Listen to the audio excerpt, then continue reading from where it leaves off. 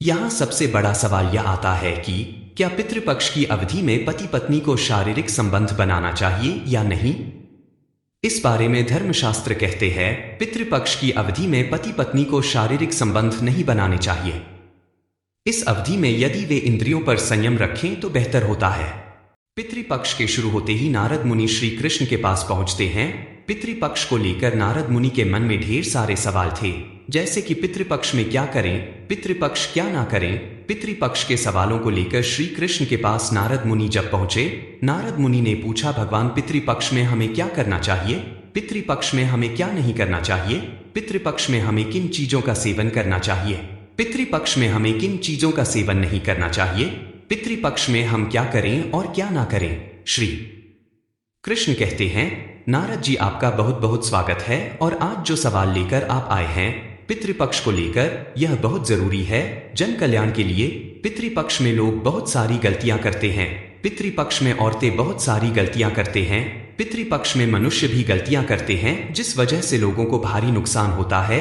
आज आपको मैं पितृपक्ष में क्या करें क्या ना करें, क्या खाएं क्या ना खाएं, वह सभी बातें का ज्ञान आपको दूंगा। आपने अच्छा किया जो पितृपक्ष के सवालों को लेकर आप मेरे पास आए, तो आज मैं आपको सारी बातें बताने वाला हूं पितृपक्ष के बारे में। इन बातों को जरा ध्यान से सुनिएगा और हाँ, जन कल्याण हेतु पितृपक्ष की इन बातों को आप लोगों तक जरूर पहुंचाएं, शेयर जरूर करें, जितना संभव हो उतना शेयर करें, क्योंकि पितृपक्ष की वजह से लोगों को भारी नुकसान होता है। और नारद जी आपका जो सवाल है पितृपक्ष को लेकर, मैं इन सभी सवालों का जवाब आपको आज देने वाला हूं इस वीडियो में, तो आप इस वीडियो को शेयर करें और पुण्य के भागीदार बने। पितृपक्ष, इन दिनों में श्रीमद् भागवत कथा पढ़ने और सुनने की परंपरा है। ऐसी मान्यता है कि इस कथा की वजह से पितरों की आत्मा को शांति मिलती है और सुनने वाले लोगों का मन शांत होता है, निगेटिविटी दूर होती है। ये कथा श्री कृष्ण की महिमा बताती है। भगवान का ध्यान करने से भक्तों के बुरे विचार खत्म होते हैं और मन गलत कामों से दूर होता है। महर्षि वेद व्यास ने महाभारत ग्रंथ की रचना की थी। इस सबसे बड़े ग्रंथ की रचना करने के बाद भी वेद व्यास जी के मन को शांति नहीं मिल रही थी, वे उदास रहने लगे थे। उस समय नारद मुनि वेद व्यास जी के पास पहुंचे। नारद मुनि ने व्यास जी को निराश देखा तो उनसे इसकी वजह से पूछी। व्यास जी ने जवाब दिया कि मैंने महाभारत जैसे ग्रंथ की रचना की है, लेकिन मेरा मन अशांत ही है। नारद मुनि ने कहा कि आपके महाभारत ग्रंथ में परिवार की लड़ाई है, युद्ध है, अशांति है, अवगुण है, इस वजह से आपका मन अशांत है। आपको ऐसा ग्रंथ रचना चाहिए जिसको पढ़ने के बाद हमारा मन शांत हो, बुरे विचार खत्म हो। ऐसा ग्रंथ रचें जिसके केंद्र में भगवान हो, ऐसा ग्रंथ जिसका मूल सकारात्मक हो। नारद मुनि की बातें सुनने के बाद वेद व्यास जी ने श्रीमद् भागवत कथा की रचना की। इस ग्रंथ को सकारात्मक सोच के साथ लिखा गया। इसके केंद्र में भगवान श्री कृष्ण है। भगवान की लीलाओं की मदद से हमें संदेश दिया गया है कि हम दुखों का और परेशानियों का सामना सकारात्मक सोच के साथ करेंगे तो जीवन में शांति जरूर आएगी। वेद व्यास जी ने इस ग्रंथ की रचना की और इसके बाद उन्होंने अपने पुत्र शुकदेव को ये कथा बताई थी। बाद में शुकदेव जी ने पांडव अर्जुन के पुत्र अभिमन्यु के पुत्र राजा परीक्षित को ये कथा सुनाई थी। शुकदेव जी ने ही अन्य ऋषि मुनियों को भागवत कथा का ज्ञान दिया था।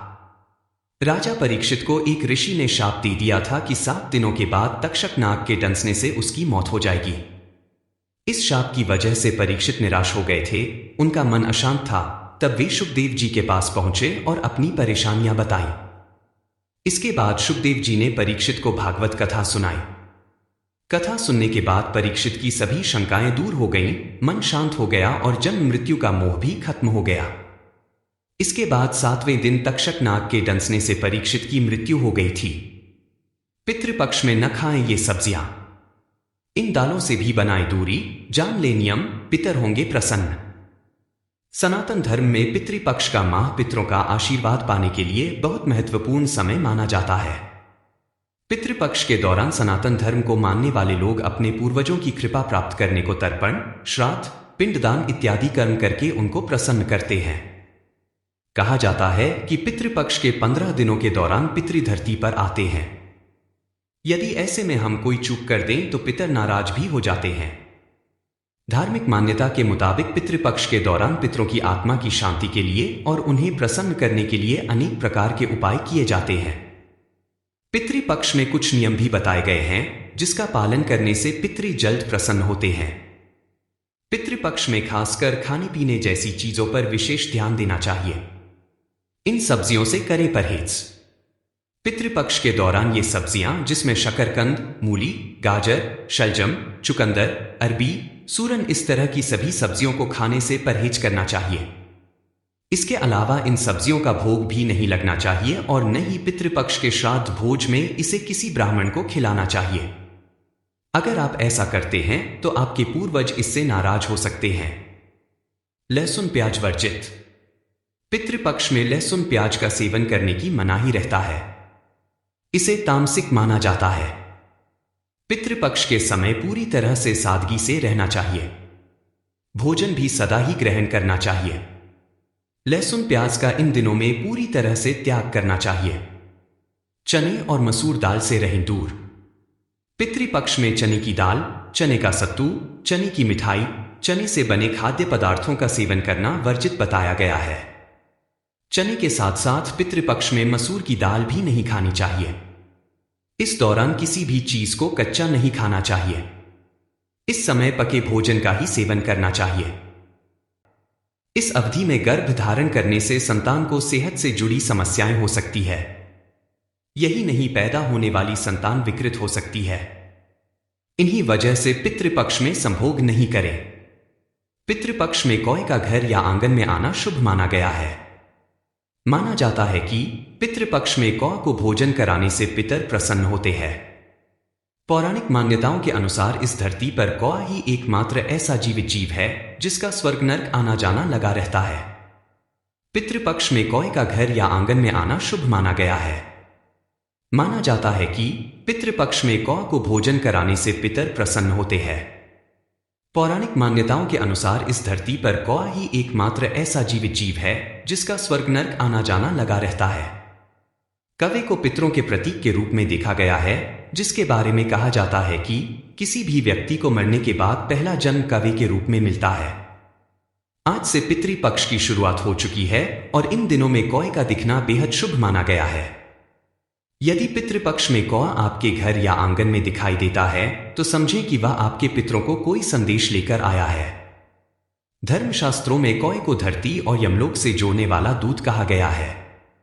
इसके बारे में कहा जाता है कि कौआ दोनों ही लोकों में जीवित अवस्था में विचरण करने में समर्थ होता है।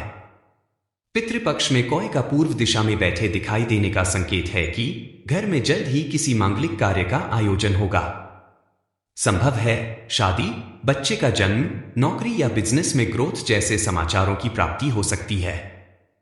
पितृपक्ष में कौए को पानी पीते देखना घर में शांति और सुख समृद्धि का संकेत है। इससे पता चलता है कि आपके जीवन से सभी समस्याओं को अंत अब निकट है। यदि लंबे समय से आप कर्ज से परेशान चल रहे हैं तो उसकी भरपाई भी अब जल्द होने वाली है। पितृपक्ष में कौए की चोंच में फूल या पत्ती का देखना संकेत है कि शीघ्र ही आपकी सभी इच्छाएं पूरी होने वाली है। इस संकेत से आशय है कि आपके पितर आपको संदेश दे रहे हैं कि लंबे समय से जिस कार्य को करने की आप प्रतीक्षा कर रहे हैं उसमें आपको जल्द कामयाबी मिलने की संभावना है। पितृपक्ष में कौए का सिर पर बैठने को मृत्यु टलने का संकेत माना गया है। मान्यताओं के मुताबिक यदि कौआ किसी के सर पर आकर बैठ जाता है तो उस व्यक्ति को अपनी मौत की झूठी खबर रिश्तेदारों तक फैलानी होती है। ऐसा करने पर उस पर आने वाली मुसीबत टल जाती है। पितृपक्ष में कौए का चोंच में रोटी दबाए दिखने का संकेत है कि पितर आपसे खुश है। ऐसा होने पर आपके जीवन में अब धन धान्य की कमी नहीं रहेगी। पितृपक्ष में गाय की पीठ पर कौए का बैठा दिखना संकेत है कि आप जीवन में तरक्की के मार्ग पर अग्रसर हो रहे हैं। यहां सबसे बड़ा सवाल यह आता है कि क्या पितृपक्ष की अवधि में पति पत्नी को शारीरिक संबंध बनाना चाहिए या नहीं।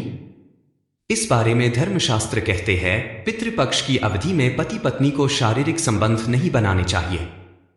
हिंदू धर्मशास्त्रों के मुताबिक इन दिनों में पितरों का तर्पण करने से जीवन में सुख शांति का आशीर्वाद मिलता है। शास्त्रीय मान्यताओं की माने तो पितृपक्ष के दौरान व्यक्ति को कई कठोर नियमों का पालन करना होता है। इसी दौरान कई लोग असमंजस में रहते हैं कि पितृपक्ष में शारीरिक संबंध बनाना चाहिए या नहीं। चलिए जानते हैं इस बारे में सनातन धर्म में शास्त्र क्या कहते हैं। पितृपक्ष में शारीरिक संबंध बनाना चाहिए या नहीं। इस धरती पर महिला और पुरुष का एक दूसरे के प्रति आकर्षण सर्वसत्य है। यही आकर्षण प्रेम के रिश्ते निर्धारित करता है। इसी क्रम में महिला पुरुष का संभोग भी एक नियम है, लेकिन इस क्रिया को करने से पहले हमारे हिंदू धर्मशास्त्रों में कुछ कठोर नियम बताए गए हैं, उनकी पालना भी आवश्यक है। माना जाता है कि यदि महिला पुरुष संभोग क्रिया धार्मिक मान्यताओं को ध्यान में रखकर करें तो यह पवित्र है। यदि ऐसा नहीं करते हैं तो उन्हें नुकसान होता है। यहां सबसे बड़ा सवाल यह आता है कि क्या पितृपक्ष की अवधि में पति पत्नी को शारीरिक संबंध बनाना चाहिए या नहीं। इस बारे में धर्मशास्त्र कहते हैं पितृपक्ष की अवधि में पति पत्नी को शारीरिक संबंध नहीं बनाने चाहिए। इस अवधि में यदि वे इंद्रियों पर संयम रखें तो बेहतर होता है। इस अवधि में गर्भ धारण करने से संतान को सेहत से जुड़ी समस्याएं हो सकती है। यही नहीं, पैदा होने वाली संतान विकृत हो सकती है। इन्हीं वजह से पितृपक्ष में संभोग नहीं करें। तो दोस्तों, आपको यह वीडियो कैसा लगा नीचे कमेंट करके जरूर बताइएगा। धन्यवाद। आपका दिन शुभ हो।